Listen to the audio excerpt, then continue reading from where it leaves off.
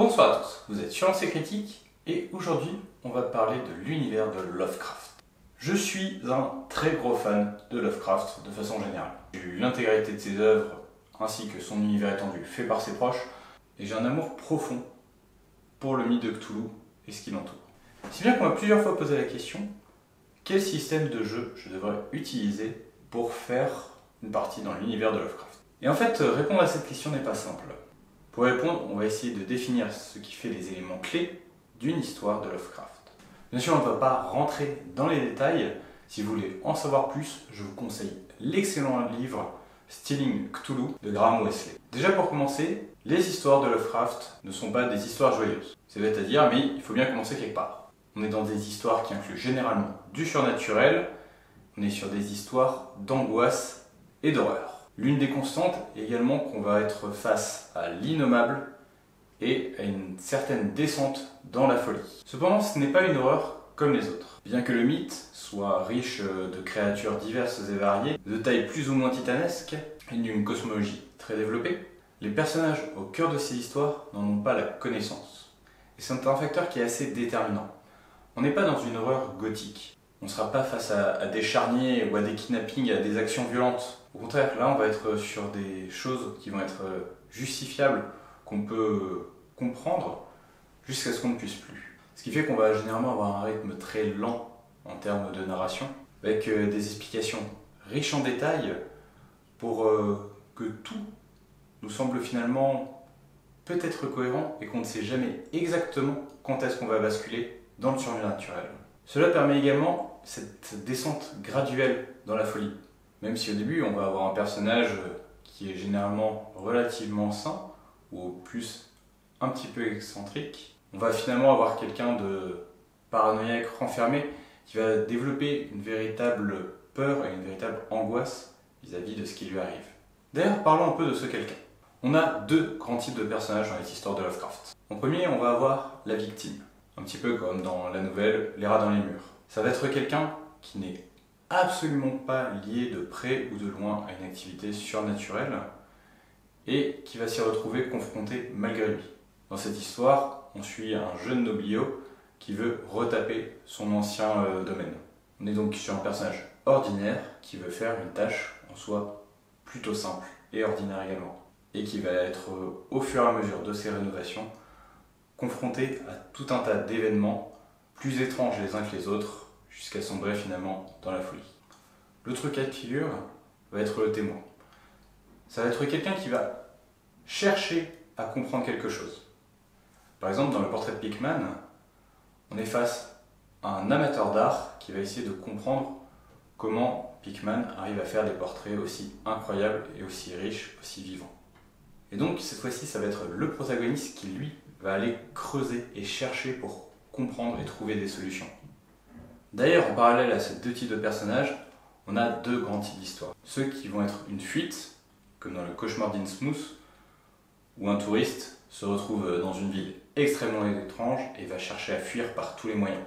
Ou à l'inverse, on va avoir des histoires plus enquête, comme dans La chose sur le seuil, où des personnages vont se rendre compte qu'il y a quelque chose d'étrange et vont creuser pour connaître le fin mot de l'histoire. Et finalement, peu importe la situation initiale, le résultat est plus ou moins le même, cela va être en rapport au mythe. Le mythe étant l'appellation que l'on a donnée au panthéon surnaturel de l'univers de Lovecraft, donc connu sous le nom de mythe de Cthulhu. Voilà pour moi les grands points à prendre en compte pour faire du Lovecraft. Il nous faut une histoire plutôt lente, typée horreur, avec des personnages qui vont soit subir, soit au contraire aller de l'avant, et dans tous les cas qui vont être submergés par leur découverte. Et c'est quelque chose qui marche très bien en jeu de rôle, parce qu'on est sur des scénarios qui sont soit plutôt basiques, sur des scénarios d'enquête, voire sur des scénarios d'aventure pour des scénarios de fuite.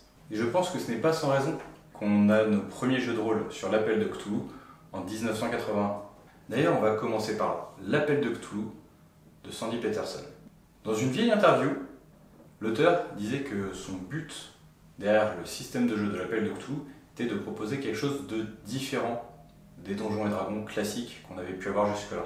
L'auteur voulait mettre en avant un jeu plus tiré sur l'ambiance et moins basé sur les statistiques. On peut trouver ça assez bizarre pour un jeu avec un système de pourcentage, Mais l'auteur précisait avant tout que le but était d'avoir de la clarté. En effet, si j'ai 70% en conduite, je sais que je sais très bien conduire. Si j'ai 15% en charme, je sais que je ne vais pas être capable de charmer la personne en face de moi.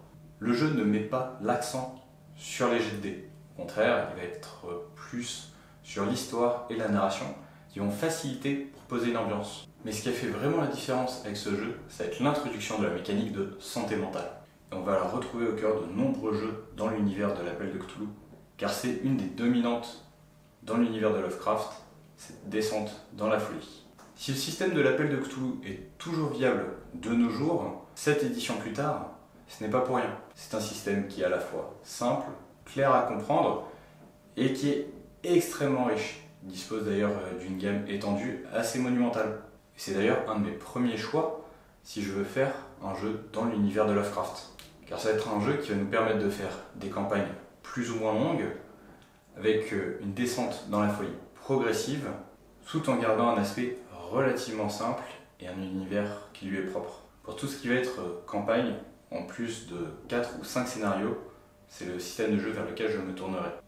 Ensuite, si vous êtes plus un joueur enquête, avec des personnages qui vont être des détectives ou encore des inspecteurs, je ne peux que trop vous conseiller Cthulhu Hack. Le jeu met véritablement en avant cet aspect enquête de l'univers de Lovecraft, avec ses hauts, ses bas et ses pistes prometteuses qui finalement ne donnent rien. Si vous êtes plutôt là pour raconter une histoire, je vous conseille Cthulhu Dark. Dans Cthulhu Dark, on n'échoue pas nos actions, tout simplement.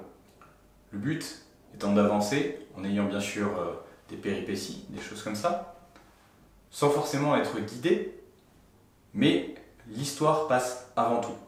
On est là pour avancer et pour arriver à notre finale.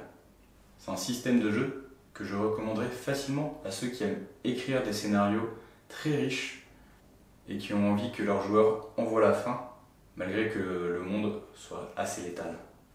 Cependant, ce que vous aimez peut-être dans l'univers de Lovecraft, plus que l'univers du mythe, ça va être vraiment cette ambiance, ce rythme si particulier, un petit peu lent, où on ne sait jamais où se trouve le réel et où se trouve le surnaturel. Pour ça, je ne peux que trop vous conseiller Lovecraftesque. Il fait partie de mes jeux préférés, je le trouve incroyable. C'est un jeu sans MJ, au cours duquel on va jouer un personnage qui va faire face à des événements étranges, puisqu'elles sont irrémédiablement dans la folie. C'est sans aucun doute le jeu le plus proche en termes d'ambiance auquel j'ai pu jouer. Cependant, si vous n'êtes pas habitué au jeu narratif ou que le style vous effraie un peu, je peux vous conseiller également Horrific. Horrific part sur des mécaniques qui sont assez proches, mais en utilisant une base de propulsée par l'apocalypse, facilitant la narration et vous donnant des codes pour vous diriger. De la même façon, si vous avez vraiment envie de ressentir un petit peu ce côté 1920, ce personnage seul, oppressé, je peux vous diriger vers Quill et son extension Ink and Shadow. C'est un jeu de rôle solo où on va écrire des lettres à un correspondant. C'est quelque chose déjà que l'on retrouve régulièrement dans les nouvelles de Lovecraft, mais surtout cette mini-campagne va vraiment vous plonger au cœur de ce que pourrait ressentir un personnage dans cet univers. Vous permettre de mieux appréhender ses peurs, ses craintes et ses ressentis. Et surtout la façon dont il va essayer de le partager avec les autres sans passer pour un fou. Si vous voulez jouer avec un côté un petit peu plus pulp, un peu plus action et au contraire s'intéresser à tout ce qui tourne autour du mythe sans pour autant avoir cet aspect extrêmement létal et extrêmement dangereux, si vous voulez combattre finalement l'adversité, on a plusieurs options. Si on veut rester dans les années 20, vous pouvez utiliser le système Rats in the Wall qui fait parfaitement le boulot.